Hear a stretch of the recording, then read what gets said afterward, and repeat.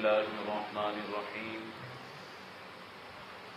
الحمد لله وكفى وسلام على عباده الذين اصطفى أما بعد أعوذ بالله من الشيطان الرجيم بسم الله الرحمن الرحيم قال الله تبارك وتعالى في القرآن المجيد والفرقان الحميد يا أيها الذين آمنوا اتقوا الله حق تقاته صدق الله مولانا العظيم وصدق رسوله النبي الكريم ونحن على ذلك لمن الشاهدين والشاكرين والحمد لله رب العالمين۔ توفیق الہی سے آج کی اس مجلس میں قرآن مجید فرقان حمید کی ایک آیت مبارکہ تلاوت کی گئی ہے۔ اس آیت مبارکہ میں اللہ رب العزت نے اہل ایمان کو نہ صرف یہ کہ تقوی کی تلقین فرمائی ہے، بلکہ یہ تلقین بڑے ہی خاص انداز میں فرمائی گئی ہے۔ یوں نہیں فرمایا گیا کہ اے ایمان والو تم اللہ سے ڈرو، یوں بھی نہیں فرمایا گیا کہ تمہیں اللہ سے ڈرنا چاہیے، بلکہ انداز یہ ہے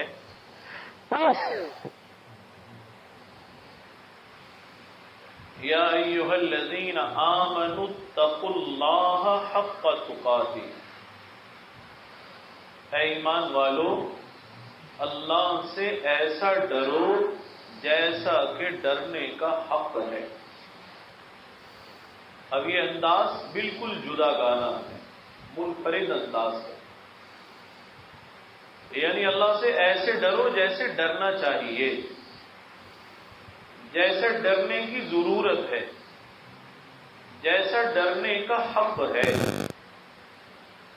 پہلے تو یہ سمجھنا چاہیے کہ تقوی کہتے کسے ہے، تقوی کے معنی کیا ہے، اس کا مفہوم کیا ہے۔ آج کل ہمارے ہاں بہت بڑی تعداد لوگوں کی ایسی ہے، سالک بھی غیر سالک بھی، جو دیندار ہیں وہ بھی اور جو بیچارے عام لوگ ہیں عوام الناس ہیں وہ بھی۔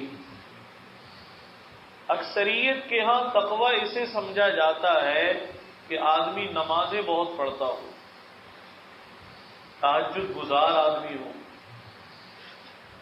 تو اسے لوگ عام لوگ کیا کہتے ہیں، بھائی بڑا نیک بڑا متقی آدمی ہے، یہ بڑا پرہیزگار آدمی ہے، تہجد گزار آدمی ہے۔ تو عام طور پر یہ سمجھ لیا گیا کہ تقوی نام ہے کثرت عبادت کا۔ یہ بہت لوگوں کو غلط فہمی ہے۔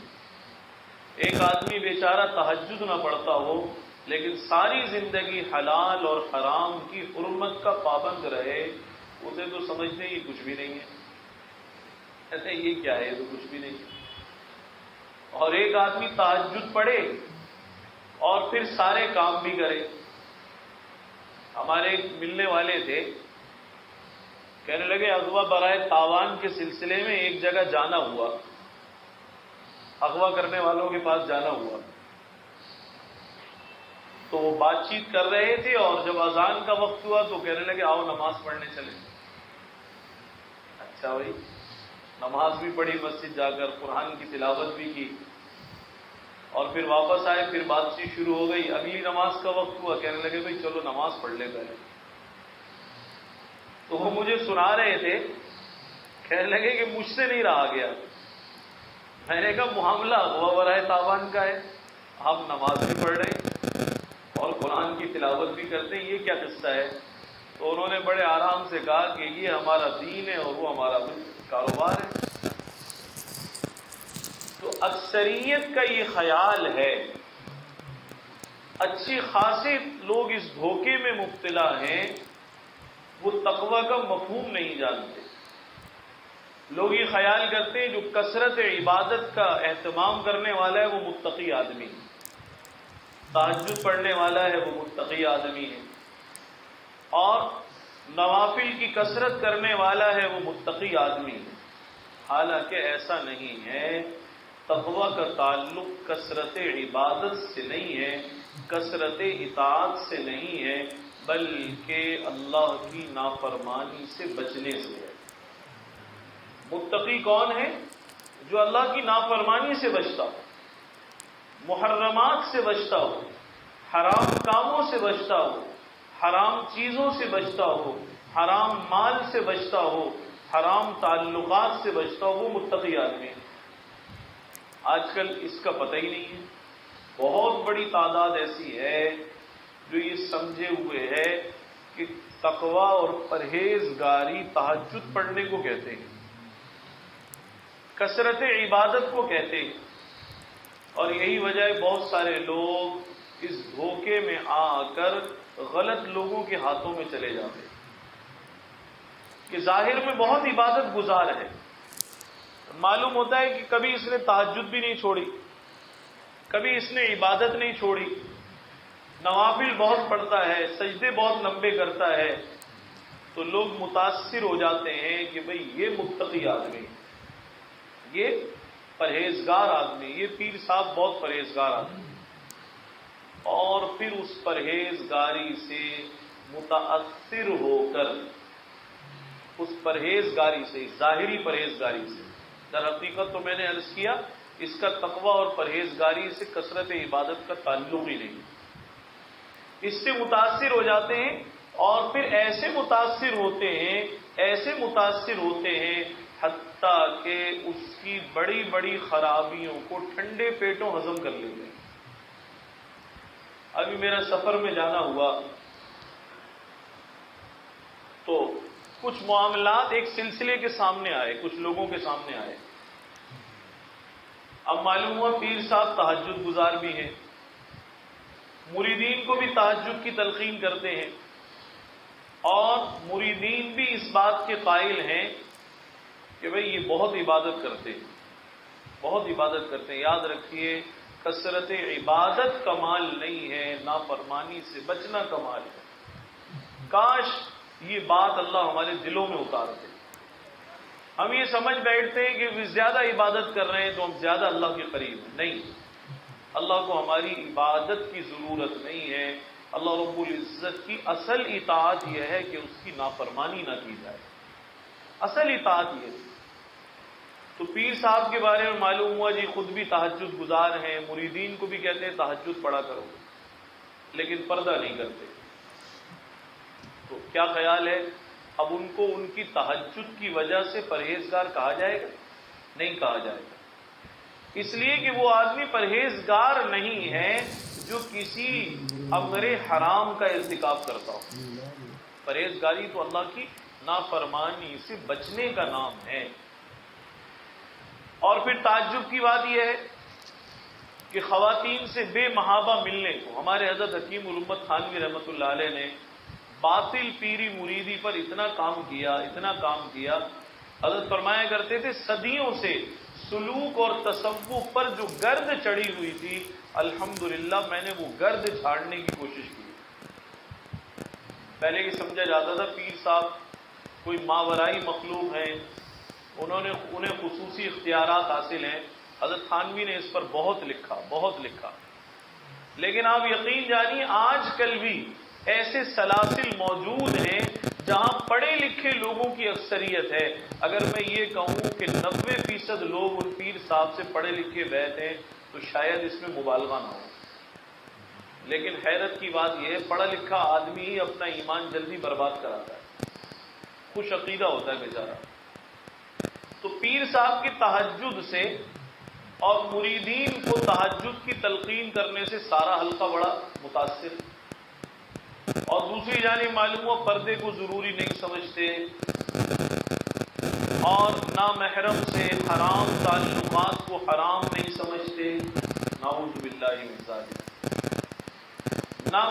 کو تنہائی میں وقت دے رہے ہیں. ہماری بہت سی مائیں بہنیں بھی اس مجلس میں آتی ہیں، اچھی طرح سمجھ لیں، نہ کسی ایسے عامل کے پاس کبھی پھٹکیں جو پردہ نہ کرتا ہو، نہ کسی ایسے پیر کے قریب پھٹکیں جو پردہ نہ کرتا ہو. جو اللہ کی پرواہ نہ کرے وہ تمہاری آبرو کی پرواہ کرے گا ظالم. بس یہی ایک کسوٹی اور معیار ہے. جو اللہ سے نہیں ڈرتا وہ تم سے کیا ڈرے گا، وہ تمہاری آبرو کا کیا خیال کرے گا. تو میں نے عجیب منظر دیکھا اس سفر میں کہ بہت سارے لوگ یہ کہہ رہے ہیں، کئی اس کے اندر بہت سے جاننے والے بھی تھے کہ جی پیر صاحب نے تہجد پر ہمیں لگا دیا. میں نے کہا تہجد پر تو لگا دیا، ارے تمہیں یہ بھی نظر آ رہا ہے جو حرام کاریاں کر رہا ہے وہ کہاں جائے گا. تو یہ سمجھ لینا چاہیے کہ تقویٰ کثرت عبادت کا نام نہیں. پیر صاحب ساری رات عبادت کریں اور ساتھ شراب بھی پیئے تو کیا متقی ہو جائیں گے؟ نہیں ہوں گے. ساتھ میں بدکاری کو حلال سمجھیں. اب معلوم یہ ہوا العیاذ باللہ العیاذ باللہ العیاذ باللہ کہ پردے کے قائل نہیں ہیں، خواتین سے بے محابہ ملنے کو حلال سمجھتے ہیں. پیر صاحب کے ایک مرید سے میرے براہ راست مکالمہ ہوا، بات چیت ہوئی، تو پتہ یہ چلا کہ پیر تو پیر، بڑے میاں تو بڑے میاں، چھوٹے میاں بھی سبحان اللہ، وہ خلیفہ بھی ہیں ان کے، اور ایک نسبت سے ان سے تعلق بھی بنتا ہے. میں تو باتیں سن کر حیران رہ گیا. اللہ اکبر. اللہ ہدایت پر قائم رکھے. چاہے کثرت عبادت ساری زندگی نصیب نہ ہو لیکن حرام کاری سے بچنا نصیب ہو جائے، انشاءاللہ مغفرت ہو جائے گی. ارتکاب حرام نہ کرتا ہوں، ارتکاب معاصی نہ کرتا ہوں. تو ان سے معلوم کیا گیا بھئی آپ کے پیر صاحب پردہ خواتین سے نہیں کرتے. کہنے لگے گناہ صغیرہ ہے. اللہ اکبر. پردہ نہ کرنا گناہ صغیرہ ہے. خواتین سے تنہائی میں مل بھی لیتے ہیں، کہنے لگے یہ بھی گناہ صغیرہ ہے. حتیٰ کہ انہوں نے کئی ایسی باتوں کو گناہ صغیرہ قرار دے ڈالا.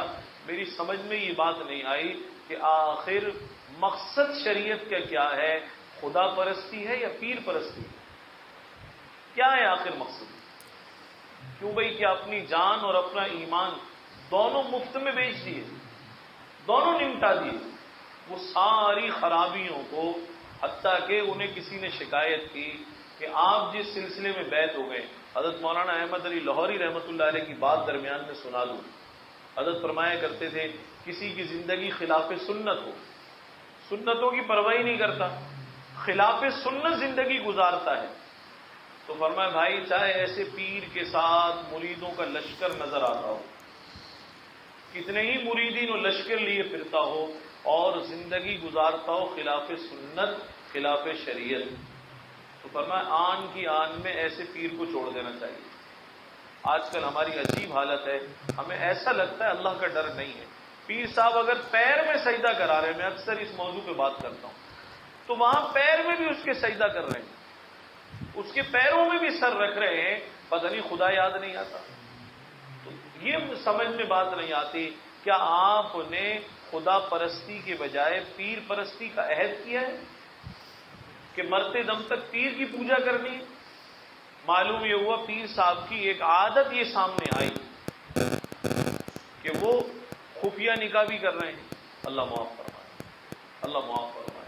میں نے ابھی عرض کیا جو اللہ کی حدود کو پامال کرتا ہو، جو اللہ کی پرواہ نہ کرے، وہ آپ کی آبرو کی پرواہ کیسے کرے گا؟ آپ کی آبرو کی تو قطعاً پرواہ نہیں کرے گا، پرخچے اڑا دے گا آپ کی آبرو. ایسے شخص کے سائے سے بھی بچنا چاہیے. یہ بشکل پیر ڈاکو ہے، بشکل پیر ڈاکو ہے. آج کل یہ فتنہ عام ہے، پیر صاحب گھر میں جا رہے ہیں پردہ نہیں کر رہے.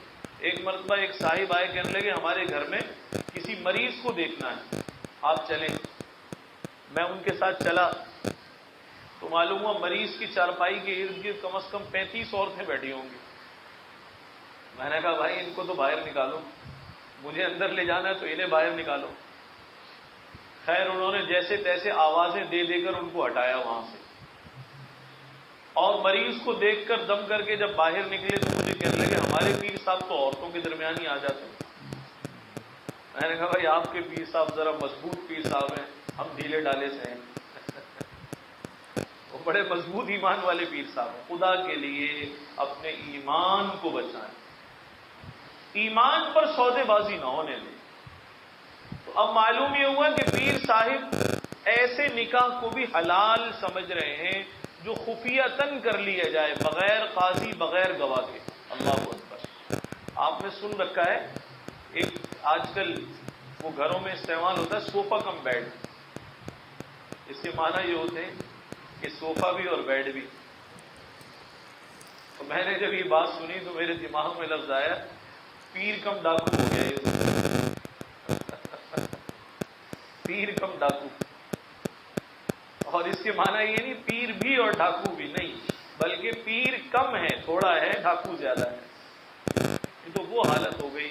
تو وہ خلیفہ جی، خلیفہ صاحب، اللہ ان کو ہدایت دے، ایک نسبت سے ایک تعلق بھی ہمارا ان سے بنتا ہے، اور اسی غرض سے کبھی کبھی یہ بات عرض کی جاتی ہے کسی کا نام لیے بغیر، کاش ان تک یہ بات پہنچ جائے تو کوئی بات سمجھ میں آ جائے۔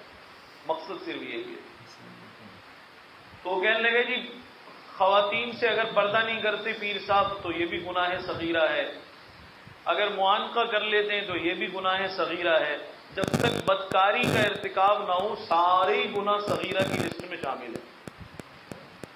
تو بھائی کیا تمہارے پیر صاحب کے درگاہ میں کبیرہ گناہ کا داخلہ منع ہے، یا فرشتوں کو پابندی ہے کہ کبیرہ گناہ لکھنا ہی کوئی نہیں ہے؟ اللہ سے کریں، اللہ سے کریں، توبہ توبہ، نعوذ باللہ من ذالک۔ تو میں عرض کر رہا تھا تقویٰ کسے کہتے ہیں؟ تقویٰ کے معنی کثرت عبادت کے نہیں ہے کہ بھئی بہت عبادت کرتا ہوں۔ تو جس سلسلے کی میں بات کر رہا ہوں، جن صاحب کی میں بات کر رہا ہوں، ان کے بارے میں مشہور یہ تہجد گزار آدمی ہے، اور کوئی یہ نہیں جانتا کہ تہجد بھی پڑھے اور اللہ کے محرمات کو، حرام کردہ چیزوں کو حلال بھی سمجھے، تو یہ کیسے پرہیزگار ہو سکتا ہے؟ اپنے ذہنوں سے نکال دیں، تہجد پڑھنے والا متقی نہیں ہے، اللہ کی نافرمانی سے بچنے والا متقی ہے۔ لیکن ہمارے یہاں معاشرے میں اگر ترازو میں تولا جائے گا نا، تو تہجد والا چاہے حرام کھاتا ہو، حرام کرتا ہو، حرام کاری میں مبتلا ہو، لیکن معاشرہ کہے گا بھئی یہ والا پلڑا ذرا بھاری ہے، یہ تہجد گزار آدمی ہے۔ اور ایک آدمی بیچارہ فرائض اور واجبات پورے کرتا ہے، لیکن اللہ کی منہیات سے اور حرام کردہ چیزوں سے، منع کردہ چیزوں سے خوب بچتا ہے، لیکن تہجد نہیں پڑھتا، تو کوئی اس کو بیچارے کو کسی گنتی میں بھی نہیں لے گا۔ اسی لیے ہمارے اکابرین نے لکھا ہے کہ جب کسی سے تعلق کرنے جاؤ تو ظاہری کرامتوں پر اور کثرت اعمال پر نظر نہ کرو، یہ دیکھو کہ شریعت پر عمل کرنے میں اور گناہوں سے بچنے میں رسوخ کیسا ہے۔ ایک مرتبہ ایک مرید ایک شیخ سے بیعت تھے، کئی سال ساتھ رہے، پھر کہنے لگے حضرت مجھے اجازت دیجیے میں جا رہا ہوں۔ فرمایا بھی کیوں جا رہے ہو؟ کہنے لگے حضرت اتنے عرصے میں کوئی کرامت نہیں دیکھی، آپ کوئی کرامت نہیں دیکھی۔ اب عام آدمی بیچارہ انہی باتوں سے پھسل جاتا ہے، انہی باتوں سے متاثر ہو جاتا ہے۔ حضرت تھانوی رحمۃ اللہ علیہ فرمایا کرتے تھے اگر ایک طرف تہجد پڑھتا ہے اور بہت زیادہ کثرت نوافل کا اہتمام کرتا ہے، اور دوسری طرف محرمات کا بھی خوب ارتکاب کرتا ہے، حرام کام بھی خوب چل رہے ہیں پیر صاحب کی درگاہ میں، تو حضرت فرمایا کرتے تھے بس سمجھ لینا اس نے تہجد کو تمہارے پھانسنے کا جال بنایا ہوا ہے، ثواب کے لیے نہیں پڑھ رہا، یہ تمہیں پھانسنے کا اس نے جال بنایا ہوا ہے۔ اگر یہ اللہ کے لیے عمل کر رہا ہوتا تو پھر اللہ کی نافرمانی کے قریب بھی نہ پڑتا۔ تو سمجھ لینا چاہیے، اچھی طرح سے جان لینا چاہیے، کثرت عبادت، کثرت اطاعت، تہجد پر مواظبت یہ تقویٰ نہیں ہے۔ تقویٰ تو اللہ کی نافرمانی سے بچنے کا نام ہے، اور اللہ کی سب سے بڑی اطاعت کیا ہے؟ اس کی نافرمانی کے قریب نہ جائے۔ ہم اسی سے دھوکہ کھا جاتے ہیں۔ اب ان پیر صاحب کے حلقے میں کئی لوگوں سے بات ہوئی، کچھ خواتین کے بھی فون آئے، مختلف وقتوں میں آتے رہتے ہیں، بیچارے لوگ پریشان ہیں بہت زیادہ، اور میں کبھی کبھی بیان میں قصداً اس لیے ذکر کر دیتا ہوں نام لیے بغیر کہ کم از کم ان کو یہ بیانات یہ بھیجتے ہیں، کم از کم ایک پیغام چلا جاتا ہے، ان کے سوالوں کا جواب چلا جاتا ہے. تو یہ ذہن میں رکھ لینا چاہیے. بہت سارے لوگوں نے یہ کہا بھائی تہجد بھی پڑھتے ہیں، تہجد سے متاثر نہ ہو. تو پیر صاحب سے انہوں نے کیا سوال کیا؟ کوئی کرامت نہیں دیکھی. فرمانے لگے کیا اتنا عرصہ میرے ساتھ رہے کوئی خلاف شریعت بات بھی دیکھی؟ کوئی خلاف سنت بات بھی دیکھی؟ کوئی خلاف شریعت امر دیکھا؟ حضرت ایسا تو کچھ بھی نہیں دیکھا. فرمایا بس یہ دین پر استقامت 1000 کرامت سے بڑھ کر، یہ دین پر استقامت 1000 کرامت سے بڑھ کر. الاستقامت فوق الکرامہ، استقامت کرامت سے بڑھ کر ہے. کبھی بے پردگی کا ماحول پیدا نہیں کرتا، بد نظری سے بچتا ہے، حرام لقمے سے بچتا ہے، حرام تعلقات سے بچتا ہے، سارے محارم سے اپنے آپ کو بچا کر رکھا ہوا ہے. ارے تہجد تو چند منٹ میں پڑھی جاتی ہے، اور نظریں جھکانا، حرام سے اپنے آپ کو بچانا، اس میں اپنے آپ کو اور اپنے دل کو پگھلانا پڑتا ہے. یہ محنت کا کام ہے. ظالم تہجد پڑھنا محنت کا کام نہیں ہے. آج ہم اس دھوکے میں مبتلا ہیں. تو کئی خواتین نے، کئی لوگوں نے یہ کہا کہ جی خود بھی تہجد گزارے، ہمیں بھی تہجد سکھا دی. اس لیے ان باتوں کو نظر انداز کر دینا چاہیے. تو بھئی یاد رکھیں، اصل جو متاثر ہونے والی چیز ہے وہ تہجد نہیں ہے. اصل متاثر ہونے والی چیز یہ ہے کہ آیا محرمات سے، اللہ کی حرام کردہ چیزوں سے بھی بچتا ہے یا نہیں بچتا. ان میں تو مبتلا نہیں ہے. کہیں 8 سے خواتین سامنے بیٹھی ہوئی ہیں. پتہ یہ چلا جی جیسے مرد تنہائی میں مشورہ کر سکتے ہیں، ایسے ہی جو مرید خواتین ہیں وہ بھی تنہائی میں مشورہ کر سکتے ہیں. اب وہ بھی ایک ایک کر کے کمرے میں آ رہی ہیں، مشورہ کر رہی ہیں. پیر صاحب ہیں اور وہ موجود ہیں. اب بتائیے یہ پیر صاحب تو ایسا معلوم ہوتا ہے جبریل امین کے بڑے بھائی ہیں. ان کو تو کوئی نفس و شیطان کا ڈر ہی نہیں رہا. جبکہ اللہ کے نبی جب کسی خاتون کو کوئی ملنے آتی تھی اور سوال کرنے آتی تھی تو ازواج مطہرات کے ساتھ پردے کے پیچھے بٹھایا کرتے تھے. پردے کے پیچھے بٹھایا کرتے تھے. کیسا ظلم ہے. میں یہ سمجھتا تھا کسی زمانے میں حضرت تھانوی رحمۃ اللہ علیہ نے اس معاملے بہت سختی کی ہے، بہت زیادہ لکھا ہے. جو ملفوظات اور مواعظ حضرت کے سنتے رہتے ہیں وہ حضرات جانتے ہیں کہ اس جعلی پیری مریدی پر حضرت بہت زیادہ بیان فرماتے ہیں، بہت زیادہ باتیں کرتے ہیں. ایک زمانے میں خیال تھا پتہ نہیں حضرت نے کچھ مبالغے سے کام لیا. اس موضوع پہ بہت لکھا ہے، بہت لکھا ہے، لیکن اب اندازہ ہوتا ہے کہ حضرت نے کچھ کم لکھا ہے. معاملہ تو زیادہ خراب ہے. بتائیے خفیہ نکاح کر رہے ہیں. ارے کہ کسی کی بچیاں اور بیٹیاں اور بہنیں اور مائیں کیا تم سے اس لیے بیعت ہونے کے لیے آ رہی ہیں ظالموں کہ تم ان کی آبرو کو اس طرح برباد کر دو؟ ایسے خفیہ نکاح کہاں ہیں؟ کہاں سے ثابت ہے؟ کہیں سے بھی ثابت نہیں ہے. جس میں نہ قاضی ہو، نہ گواہ ہو، نہ کوئی وکیل ہو، نہ درمیان میں کوئی مجلس ہو، نہ لوگوں کو پتہ چلے، نہ نکاح کے وقت پتہ چلے، نہ نکاح کے بعد پتہ چلے. سال ہا سال تک وہ خفیہ نکاح چل رہے ہیں. حرام ہے، حرام ہے، حرام ہے. ایسا شخص ایسا معلوم ہوتا ہے اللہ کے عذاب سے اور آخرت سے قطعاً نہیں ڈرتا، جو اس طرح کے گھناؤنے کام کر سکتا ہو. اب ان صاحب سے جو خلیفہ جی ہیں، خلیفہ جی سے بات ہوئی کہ بھئی اتنی بڑی بڑی چیزیں تم دیکھ رہے ہو، اس کے باوجود تم ان کے ساتھ لگے ہوئے ہو، کیا تمہاری غیرت مر گئی؟ حیرت کی بات ہے تم نے خواتین کو بھی اپنی لگا رکھا ہے، انہیں بھی مجلسوں میں بھیج رہے ہو، وہ بھی پیر صاحب کے ساتھ اٹھ بیٹھ رہی ہیں. تو یہ سب کچھ دیکھنے کے باوجود بھی لگے ہوئے. اب کوئی یہ کہہ رہا ہے کہ جی بس بہت زیادہ ان پر آزمائش آ گئی. ایک صاحب تو کہنے لگے نظر لگ گئی ہے پیر صاحب. ہائے ہائے افسوس. اس لیے میں نے عرض کیا کہ پہلے یہ طے کر لو کہ پیر پرستی کرنی ہے یا خدا پرستی کرنی ہے. کرنا کیا ہے؟ کرنا کیا ہے؟ آخر خدا کے احکامات پامال ہو رہے اور احکام شریعت اور حدود شریعت پامال ہو رہے، کوئی فکر نہیں ہے. اب بھی تعویلات کر رہے ہیں. کہہ رہے ہیں ایک مرتبہ فرمانے لگے پتہ نہیں حضرت کے اوپر ہمارے کسی نے جادو کرا دیا اور یا نظر لگ گئی ہے. یہ ساری تعویلات ہیں. اللہ لالچ سے بچائے. لالچ سے بچائے. معلوم یہ ہوا مریدین پر مختلف قسم کے احسانات کیے ہوئے ہیں. کسی پر مالی احسان ہے، کسی پر کوئی احسان ہے، کسی پر کوئی احسان ہے.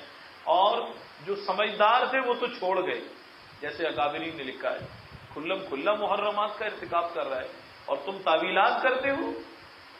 تم یہ کہتے ہو کہ نہیں ایسا نہیں ویسا ہے، گناہ صغیرہ ہے، یہ ایسا گناہ نہیں ہے ویسا گناہ ہے. ساری باتیں ہوس پرستی اور نفس پرستی کی ہیں.